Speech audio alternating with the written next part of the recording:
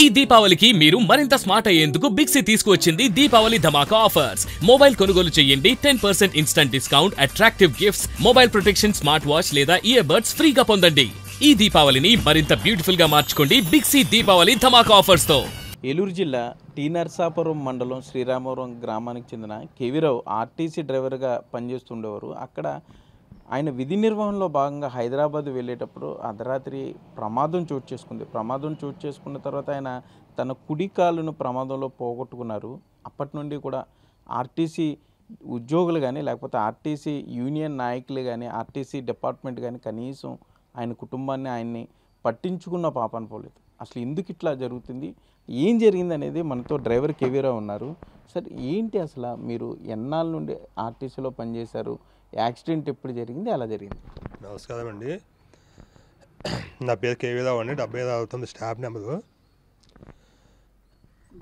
జంగారెడ్డి డిపోలో 2013లో జాయిన్ అయ్యాను. నేను 2021 10వ నెల 16వ తారీఖున Hyderabad BHEL service Indira bus సర్వీస్కి వెళ్తుండగా నాకు ఖమ్మం దగ్గరలో యాక్సిడెంట్ జరిగిందండి. యాక్సిడెంట్లో నాకు ఒక 2 అవర్స్ దాకా బండిలో ఉండిపోయానండి.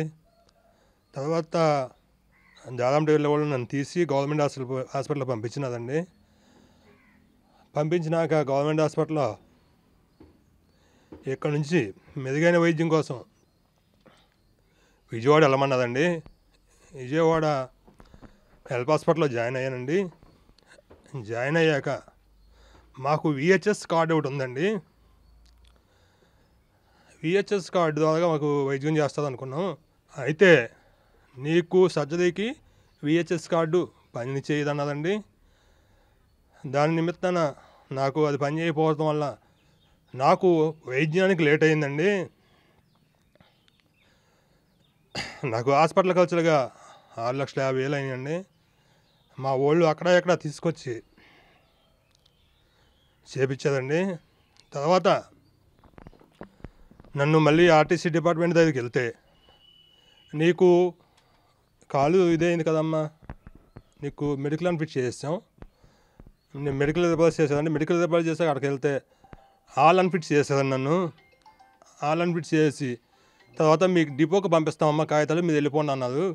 మా డిపో దగ్గరికి వచ్చాక మా డిఎం గారిని అడగగా, సార్ నాకు ఈ ఉద్యోగం ఇప్పించండి సార్, నాకు ఆల్టర్నేటివ్గా వేరే దాంట్లోకి నాకు చేపించి నాకు నా కుటుంబాన్ని ఆదుకోమని చెప్పానండి. అయితే మా చేతుల్లో ఏమీ లేదమ్మా, నిన్ను ఆల్ కేటగిరీకి అన్ఫిట్ చేసేవారు, నువ్వు సెటిల్మెంట్ తప్ప నీకు వేరే మార్గం లేదమ్మా, నువ్వు సెటిల్మెంట్ పెట్టుకోమని చెప్పారండి. నాకు సెటిల్మెంట్ పెట్టుకుంటాకండి నాకు చిన్నపిల్లలు 2 ఉన్నారండి. నా తల్లి గారు నా తండ్రి గారు కూడా వద్దులండి, వాళ్ళు కూడా మంచం మీదే అండి, వాళ్ళని చూసుకునే బాధ్యత కూడా మా మీదే ఉందండి. ఇవాళ మా పరిస్థితి, ఆ రోజు హాస్పిటల్కి వచ్చిన డిఎం గారు కానీ ఇతరులు కానీ నాకు ఆర్థికంగా కానీ ఏ భరోసా ఇవ్వలేకపోయేదండి. నేను వేరే ఇబ్బంది పడి డబ్బులు పురమాయించుకుని వైద్యం చేయించుకునేవాడికి నా కాలు పాడైపోయిందండి. ఇది గమనించి నా డిపార్ట్మెంటు ఆదుకుంటుందని నేను అనుకున్నానండి. నా డిపార్ట్మెంట్ ఆదుకోలేకపోయింది. ఈ మీడియా ద్వారాగా ప్రజలందరికీ తెలియాలి, నాకు న్యాయం జరగాలని చెప్పి ఈ వీడియో క్లిప్ ఇస్తున్నానండి. దీనికి నా గవర్నమెంట్ నా కన్నతల్లి లాంటి ఆర్టీసీ నన్ను ఆదుకుని నా కుటుంబానికి అండగా ఉంటుందని కోల్పాదిస్తున్నానండి. సీఎం చంద్రబాబు నాయుడు గారు కూడా ఈ వీడియో చూసి మాకు న్యాయం చేయాలని కోరుకుంటున్నానండి. కాదన్న, ఏంటి అసలు యాక్సిడెంట్ ఎప్పుడు జరిగింది, ఏ సంవత్సరంలో జరిగింది, మీరు ఎప్పుడు ఉద్యోగంలో చేరారు? 2021 10వ నెల 16వ తారీఖు అండి. నేను హైదరాబాద్ బిహెచ్ఎల్ 22 గంటల బిహెచ్ఎల్ సర్వీస్కి వెళ్తుంటే, 1 మెయిన్ సర్వీస్కి వెళ్తుంటే ఇందిరా బస్కి నాకు ఖమ్మం దగ్గర యాక్సిడెంట్ అయిందండి. ఆ యాక్సిడెంట్లో నాకు ఆపోజిట్ లారీ వచ్చి తగిలిందండి. ఆ లారీ తగలడం వల్ల నా కాళ్ళు 2 ఇరుక్కుపోయినాయి, 2 లెగ్స్ ఇరుక్కుపోయినాయి. ప్యాసింజర్ మొత్తం సేఫ్, నేను ఒక్కడిని ఇది అయిపోయానండి. అంటే ఎవరన్నా చనిపోయారా ప్రమాదంలో? ఎదుటి వాహనంలో కానీ మీ వాహనంలో కానీ? మా వాహనంలో కానీ ఎదుటి వాహనంలో కానీ ఎవరికి ఏ డ్యామేజ్ అవ్వలేదండి. నేనే ఇరుక్కుపోయాను క్యాబిన్లో. వేరే వెహికల్స్ వాళ్ళు ఆపి నన్ను క్యాబిన్ నుంచి తీస్తాకే 2 hours పట్టిందండి. 2 hours పట్టాక నన్ను ఖమ్మం గవర్నమెంట్ హాస్పిటల్లో జాయిన్ చేశారు పోలీసు వాదనలో. నేను నాకు ఇక ఏం తెలియదండి అప్పుడు. ఆ ఖమ్మం హాస్పిటల్కి మళ్ళీ మా మిస్సెస్ గారు వీళ్ళు మా డిఎం గారు వచ్చేదండి. మా డిఎం గారు వచ్చి నా దగ్గర క్యాష్ బ్యాగ్ టిమ్ హ్యాండ్ ఓవర్ చేసుకుని నన్ను అక్కడ వెహికల్ అంబులెన్స్లో నుంచి ఏలూరు విజయవాడ చేస్తే విజయవాడ వచ్చామండి. విజయవాడ వచ్చాక తర్వాత 2 రోజులకి ఎప్పుడు డిఎం గారు వచ్చారు. ఏం జరిగింది నేను రాసుకున్నది వెళ్ళిపోయారు తప్ప మళ్ళీ నన్ను వచ్చి పలకరించిన వాళ్ళు కూడా లేదండి. అంటే 4 సంవత్సరాలుగా మీరు ఆర్టీసీ డ్రైవర్గా ఉన్నారు.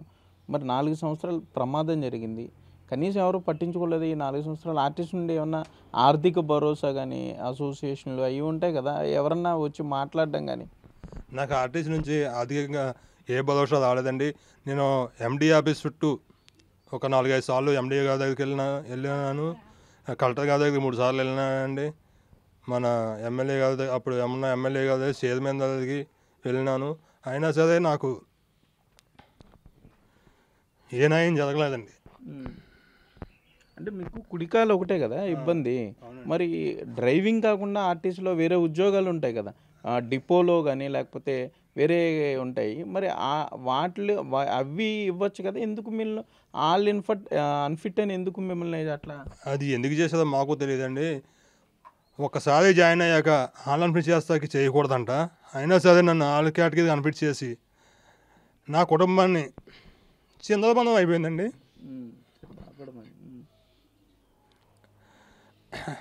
గవర్నమెంట్ ఇప్పటికైనా ఆదుకుని నాకు జాబ్ ఇచ్చేటట్టు చూడాలనుకుంటున్నాను అండి. ఏంటి అది మీ కుటుంబ జీవనాధారం? అంటే మీకు బ్రదర్స్ ఎవరైనా ఉన్నారా? మరి ఎట్లా మీరు ఈ 4 ఏళ్ళుగా ఎట్లా మీ కుటుంబాన్ని ఇదవుతున్నారు? మా మిస్సెస్ స్కూల్ పనికి వెళ్ళి మమ్మల్ని బతికిస్తుందండి. ఎంతమంది మీ కుటుంబంలో మొత్తం? మేము 6 అండి. మా అమ్మగారు మా నాన్నగారు మా మిస్సెస్ నేను మాకు 2 పిల్లలండి. మొత్తం కూడా నా మీద ఆధారపడి ఉన్న ఫ్యామిలీ. ఇవాళ మా మిస్సెస్ గారు మమ్మల్ని రోజు కూలి పనికి 250 కూలి పని చేసి మమ్మల్ని పోషిస్తుందండి.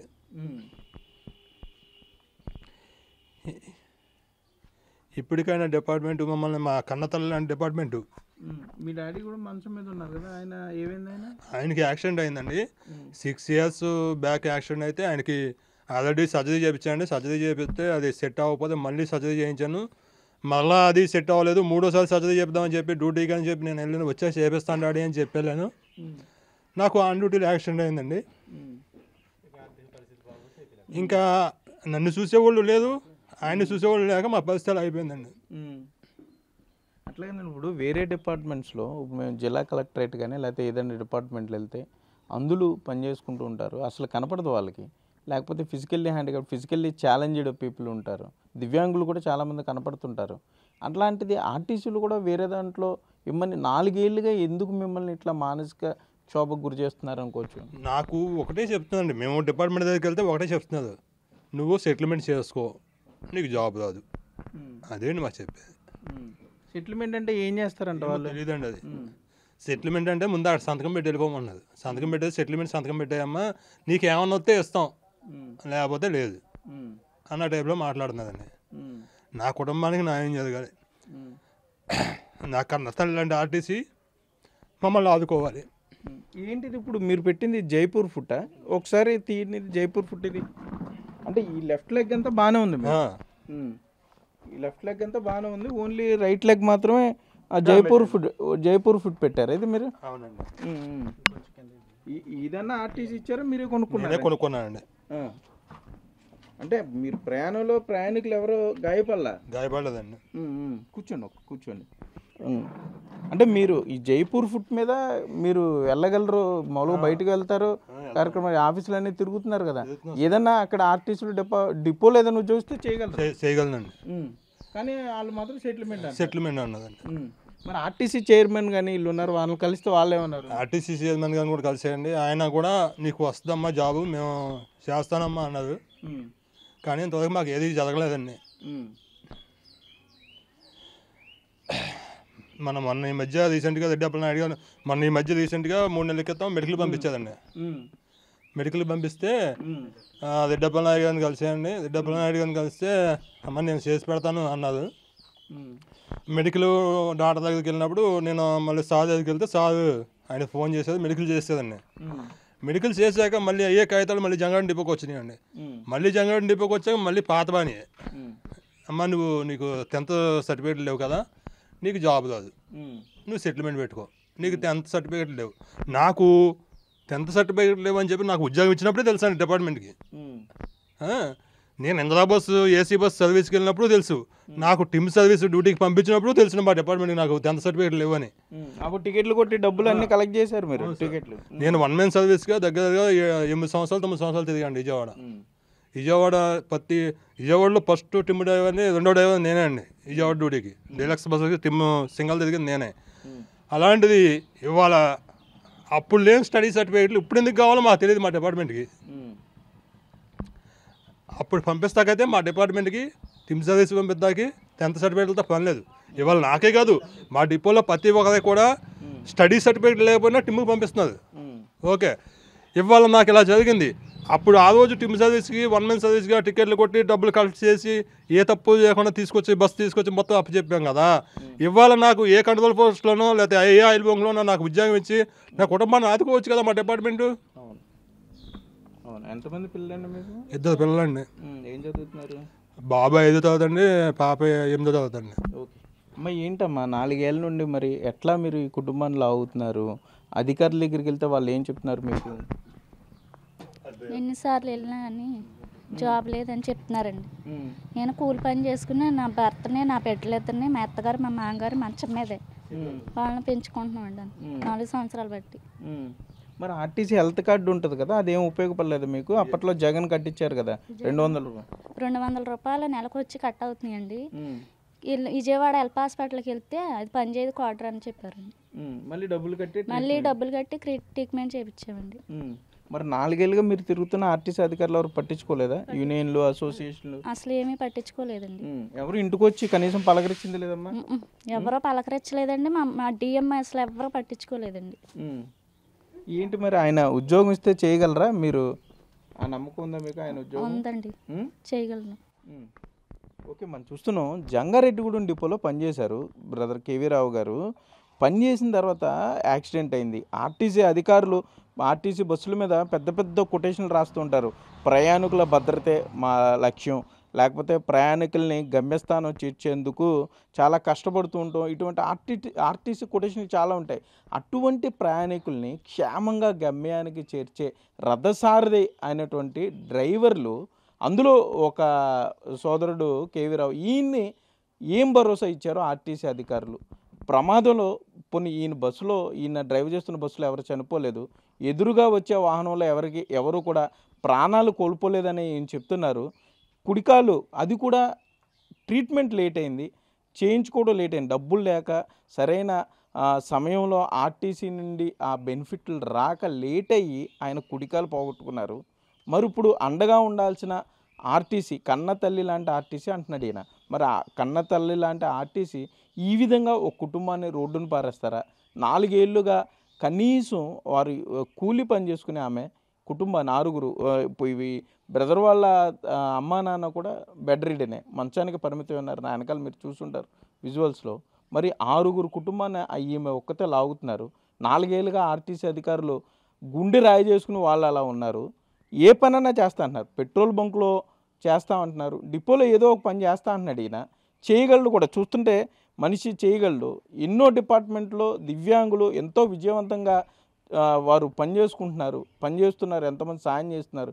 మరి వారందరికీ లేని అడ్డంకి ఈయనకి ఏమొచ్చింది? ఆర్టీసీలో అంత ఇబ్బంది ఉంది కాబట్టి 10th క్లాసే అడ్డం అయితే చదువుతాడు, ఓపెన్లో కట్టి పాస్ అవుతాడు. ఈ లోపల ఆయన ఆర్థికంగా ఆయన ఆదుకోవాలి కదా. ఆర్థికంగా కనీసం పెన్షన్ అని వస్తుందా మీకు? లేదండి. సగం శాలరీ అన్నా పోనీ ఏమీ లేదు నాకు. పోనీ అది కూడా లేకపోతే ఎట్లా ఈయన ఉంటాడు? మరి ప్రయాణికుల్ని ప్రాణాలొడ్డి గమ్యస్థానాలకి చేరుస్తాం అంటున్న ఆర్టీసీ అధికారులు వారికి ప్రధాన భాగస్వాములైనటువంటి రథసారులైనటువంటి డ్రైవర్లని ఇట్లా రోడ్డును వదిలేస్తారా? కుటుంబాన్ని రోడ్డు మీద పడేస్తారా అంటూ కూడా ప్రశ్నిస్తున్నారు. ఇప్పటికన్నా ఆర్టీసీ అధికారులు స్పందించి ఈ కుటుంబాన్ని ఆదుకోవాలి అంటున్నారు. కాళ్ళు అరిగేలాగా ఆయన తిరుగుతూనే ఉన్నాడు ఆ అధికారుల చుట్టూ.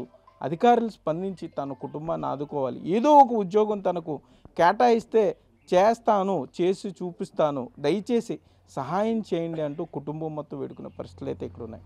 కెమెరామెన్ భాగ్యరాజ్తో Sagar, big TV, T Narasapuram మండలం నుండి.